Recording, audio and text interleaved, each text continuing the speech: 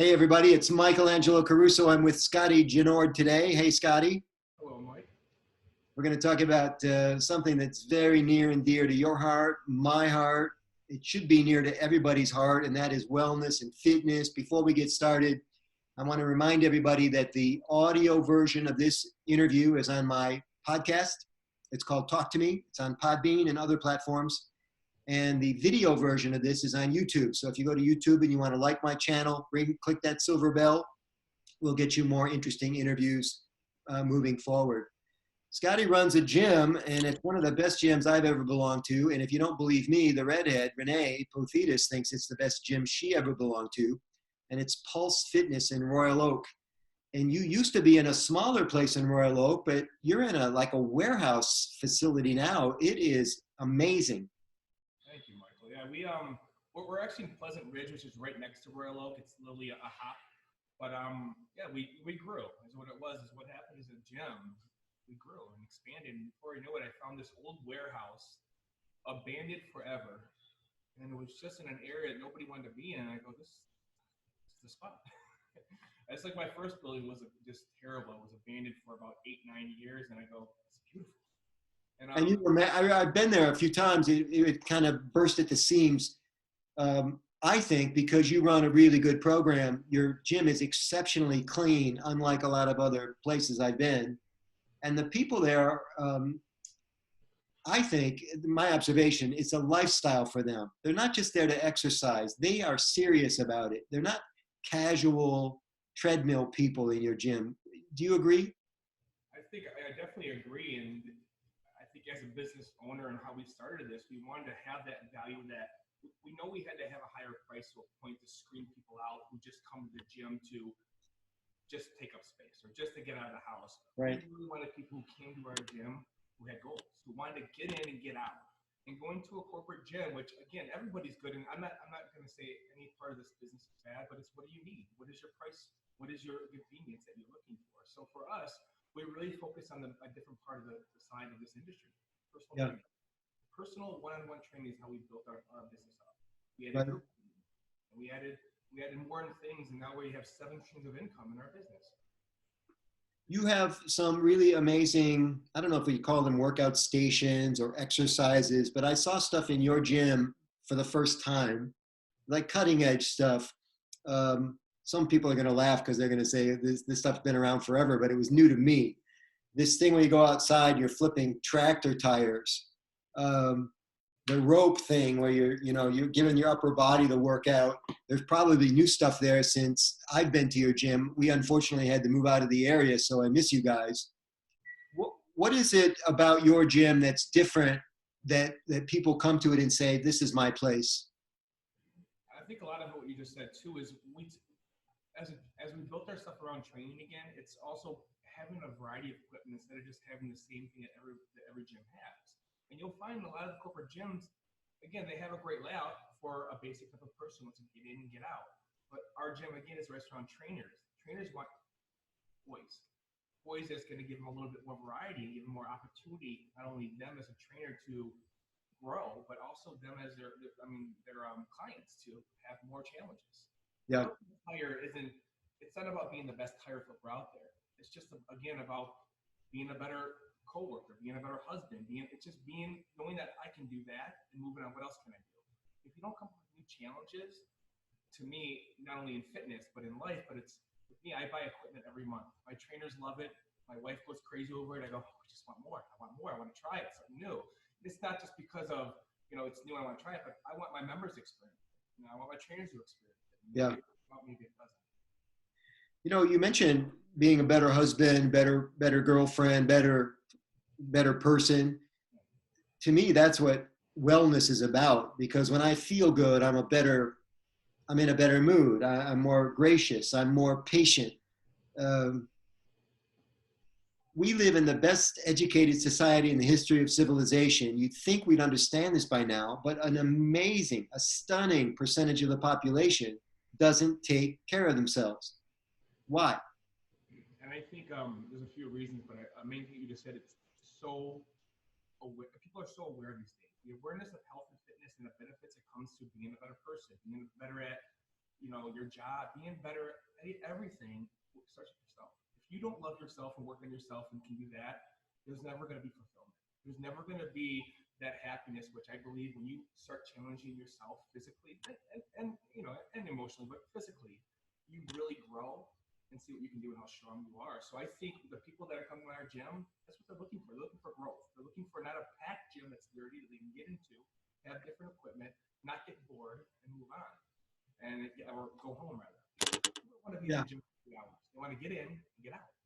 So you have to have kind of a flow with the gym and a schedule with the gym that, when we opened up, we didn't say, let's have 1,000 members. Let's start with 1 member.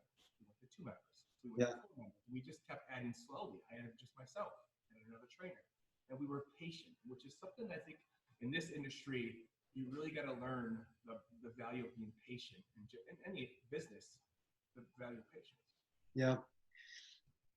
So you got me thinking now, if it's true that if you care about yourself, that you take better care of yourself, is the converse also true that, back to the other question, why don't people take care of themselves?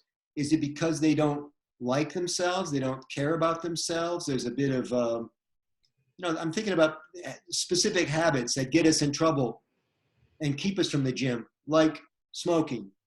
19% of the population still smokes. Overeating or eating crap food, drinking too much. Why do we do this? I believe it's this. They don't know where to start. They walk into a gym and they just look around and they go, I'm going to go on the treadmill. I'm going to do a bench press. I'm going to do the same thing I was doing when I was 17, although I'm 48 years old and I haven't worked out in 30 years. And then they're going to be sore the next day and go, that's why I don't work out, because I'm sore. Well, yep, you're sore because you haven't worked out in 30 years or 20 or whatever it's been. I think a lot of people walk into a gym and they realize, well, they're great at being a lawyer. They're great at maybe being a mom, whatever, but now it's something that they're not good at. And some people are afraid to be challenged or fail. And I think what we've done so well is what people is everybody here personal trains. Everybody can say, hey, I don't know how to do something. I need help. And I think in today's society, people are afraid to ask for help. And once we've really built our brand up as personal trainers in our market, people know if you want to get your goals, you want to hit your goals, you want to set some goals, go to Pulse. And we don't even do contracts. We come and go whenever you want. If you don't like it here, that means we're not doing our job. But contracts to us makes us complacent, makes people complacent. And we never wanted that. We wanted to say, you'll come back because you want to be here. And when you have that, that's, I think, what like a cheers atmosphere. Everybody knows everybody. It feels like home. Yeah, you got to really believe in your value prop to waive contracts and just be super confident that what you're offering is so unique and so special that people won't ever leave. And that didn't come in the beginning. We used to do 3, 6, 12-month contracts. And about 3 or 4 years ago, we're sitting with our management team and going, guys, what's our biggest struggle in growing? Was selling contracts. I go, let's just sell 5 sessions. Let's just sell bundles. Let's just pay as they go. And before we know it, we have now half our revenue comes from people on a regular monthly agreement and half comes from new sales every month. And to us, it's like, it doesn't matter. Yeah. It doesn't matter. And you just think the way that this industry was made was so get people on contracts as they're stuck there. Well, no, because people don't want to be stuck in a contract. People want to come back. And I feel that that's the difference that really helped us grow and give people confidence that we're here and we actually care. Have you always been a fit guy? I've been in sports my whole life. So I would say I probably started training when I was 14 and I never stopped. And again, being in a sports background and going through sports my whole life, when I got done with playing sports, I almost felt empty. I was like, what's next for me? And I tried some other things out and I ended up finding a thing that I was really good at, personal training, and then grew from there. You were a professional athlete, so I know that when you say you were into sports, you were at the top of your game. I think you played for the Detroit Lions. I don't know if you played for other teams. So I went to college at IU, Indiana University, bounced around through the NFL for about 3 years. The Lions was my main team, and I wasn't drafted, but what I was able to do with the 3 years I spent with the Lions was get experience. At the time when I stopped, I go, I failed. What am I going to do now in life? I played football since I was, I can remember. And But that experience that I take now goes, I work with the best trainers. I work with the best therapists. I work with the best equipment. That experience brought me into where I am now. When I picked all my equipment out here, I go, what did professional athletes require for them to come to that facility? Because when I was a professional athlete, I looked for a trainer that had certain types of equipment.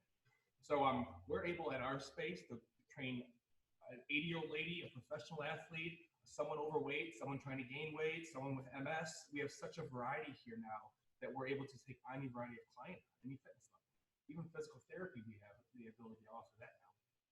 One day I was working out at Pulse, and you probably know who I'm talking about. I don't know if she's still there.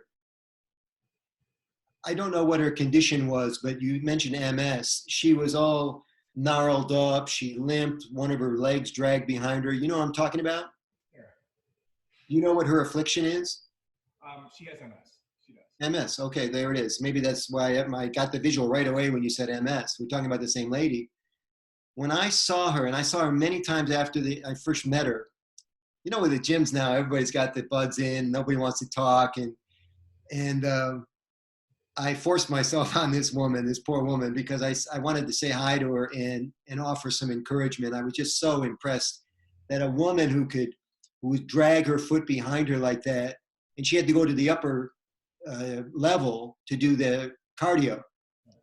And I said, listen, I know you're trying to work out. I said, my name's Michael. Maybe you don't care to meet people when you come here. I just want to tell you that I think you're amazing. And the fact that you're here exercising, I say, I know plenty of people who aren't in, Well, there's people that make excuses with her same disease. And we have a few MS clients or members here that they just say, I'm not going to let it beat me. I'm going to push through it. It's not going to be easy, but yeah. It's not easy sitting in your house doing nothing either. That can drive you crazy. It's not easy being overweight. It's not easy working out. You got to choose what hard you want. It's hard. Life is hard. When I talk about that, it's like you sit there with MS. You can choose to sit on your couch all day and be mad about it, or you can choose how hard it is to get to a gym and work. She's progressed every day. Although she obviously has the MS, something that's curable, she feels better every day. And that's so great.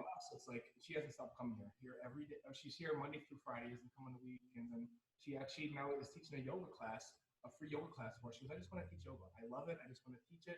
Now she's teaching a yoga class here for free. We just let her do it. Oh, that visual kept me going for weeks and weeks.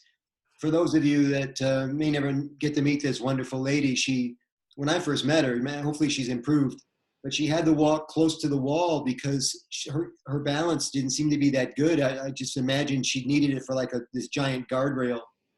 How can we help people move more toward wellness, Scottie? If they were going to go into your gym or any gym, what 3 things, because there's a whole plethora of things to do, like you get almost stunned by all of the sensory overload, all the stations, workout stations and everything. What 3 things would you have them do just to get started, just to get like the sampler? Well, I always say this, getting started, if you haven't been to a gym, in today's world, there's professionals that do everything. Hire somebody to help you. And say, get a personal trainer. I can tell you to go to the bench press. I can tell you to go do cardio, which most people start with cardio. Get your heart rate up, see where you're at, see where your heart strength is, and get you in sweat. If you haven't worked out in a couple of years, let's see how your endurance is. But I always tell people to start with a little bit of cardio, and then go to the basic things: your squats, your chest press, your curls, and see how that feels. But get a trainer. They will push you, they will guide you, it will jumpstart you, but most importantly, it will keep you accountable. Because when somebody's waiting there for you, you show up. Yeah. And most people, like the people that come into our gym, we're not cheap. Personal training's not cheap anywhere. They made that appointment for a reason, and they know that. So when they look at their schedule, they go, oh, I can move my personal training. Well, they think about it now, it's $80 or $60 or whatever the session they have. I made that appointment for a reason. And that they stay accountable to that. Yeah, I mean, think about what it costs not to train and not to be fit. Anybody ever put a price tag on type 2 diabetes? Well, I'm a type 1 diabetic, so I really am focused on working with diabetics, working with type 2 diabetics, and saying, you guys, we can change this. You can just get on a routine and get off the pills. I'm a type 1. I'm always going to be a diabetic. But the thing is the excuses that people can use to avoid just working out, medicine is medicine was always there, but people realize now it's health. If you just eat better, do your cardio, and work out, that's going to be so much beneficial than people can think. And Yeah. they really don't understand. I think they understand it, but they don't know where to get started. They really are afraid to walk into a gym and be sore. And that's why I always say start with a professional. Have someone walk you through this gym so you're not lost in the gym. Do you think people are intimidated by, we hear terms like fat shaming and things like this? Do you think, for example, heavy people are intimidated when they walk into a gym, even though you and I both know there's heavy people in the gym working out? They don't see them, I don't think. I think they just imagine everybody in the gym is in better shape than they are, and it makes them feel small or embarrassed. Do you get a sense of that? I think everyone has a kind of a self-awareness check when they come into a gym for the first time in a Yeah. long time. And you're always, they've obviously been avoided for a reason. But I think what happens in our gym when there's a 30-year-old, an 80-year-old, a 14-year-old, a man, a woman, an overweight guy, people walk us, everybody's here. It's comfortable. And that was an important thing that when we tried to build this brand up is making sure that we were not an open gym. We were a personal training gym. We have almost 1,000 members now, and about 80% of them personal train maybe once a month. And that's a guy who's on the floor saying, you know, I'm stuck. I'm poor about leg day, or I just need some chest. I need a chest workout, some new ideas. But since my trainers are on the floor and they're working hard, like people are like, God, he's fucking really pushing him. It's the fact that they respect and see the value of our program. And from there, it's like, hey, can I get a 5-pack just to give me some leg workout? And from there, the business just kept rolling and rolling. When it came to people saying, I just need help. It was okay. They found out to ask for help. Yeah. Well, I think the other thing that people think is that when they go to gyms, that the people that are crushing it, or at least look like they're crushing it, because so much of it's about perception, they think, well, that those people have never been humbled. And I know the truth is that all of us have been humbled. I did a workout with you, and I was greatly humbled. And all you had me doing was steps back and forth, remember? And there was a step involved, and I had to step up, but it was a wide step, something I wasn't used to doing. I didn't eat breakfast that day. And that was like a dose of reality. Like, oh my God, I've only been doing this for 4 minutes. I'm sweating in places I didn't know I could sweat. But this is the test, self-awareness, like you call it. This is the thing that lets us know how much room there is to grow. It's a very powerful lesson. Well, and again, you were humbled by that. The same thing. People are afraid to be humbled. And I take everybody, whether it was you or any age, through that same exact assessment, just modified in different ways. I mean, if you have a hip replacement, I'm going to change it up a little bit, but I got to see where your range of motion, your flexibility, your breathing patterns, all these type of things before we start loading with weight. Don't you want to feel balanced? Don't you want to, not wake up with tight hamstrings? And it's not just going to the bench or going to the squat rack. It's other functional movements and other ways of taking care of your health rather than just working out or just lifting weights. And I think people always walk into a gym, they're like, it's all weights. No, there's yoga there. There's Pilates there. There's cycling there. There's so many different things to do that people just get stuck. I was at the gym. I failed. I'm not going to go back. I always going to go back to get someone to help you, get a professional, and they will guide you. It's not, and just tell you, happiness when you work on yourself just comes out because you realize I'm working on myself now instead of everybody else around me, which in society, people work on everybody else around them and they forget about themselves. What percentage of your clientele does classes? This idea of working with somebody, it's like they're not exactly they're getting trained by the coach in the front of the room, but there's this feeling that by going through it as a group, it'll somehow be better for me, less painful. There's a psychology there that people really love, huh? I think there's a variety of a lot of reasons why people do group training, and why we have it in our space is when we just did personal training, I found people were still going to other gyms to get either an open gym or maybe it's an ad class or just a different energy because when you're in a group you're working with everybody else, and I think you can put ear pods in, but it's just nice to work with other people as a group. And I think having a variety and not just group classes or not just personal training, not just open gym, but open yourself up in the fitness market and saying, wow, there's so many options here. Don't just go, I didn't like TRX, so I'm never going to work out again. Try something else. Yeah. But I think the group classes that do so well for us because it's the community. that feeling that, hey, I saw you last week, you worked hard, I want to work as hard as you. Or seeing someone change, I haven't seen her for 3 months, she's been kicking ass. Look how she looks. I got to work harder. And I think it helps with accountability too. Yeah.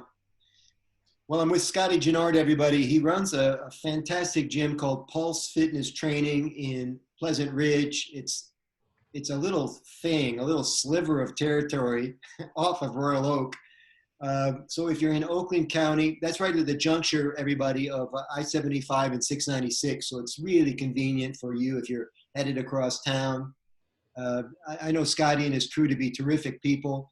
And if you have a chance to stop in there and grab a membership, you'll be doing yourself a huge favor, especially if you're not working out currently. Scottie, thank you for keeping the bar so high, man. Absolutely. Always raising the standard is what everyone should do in business, right?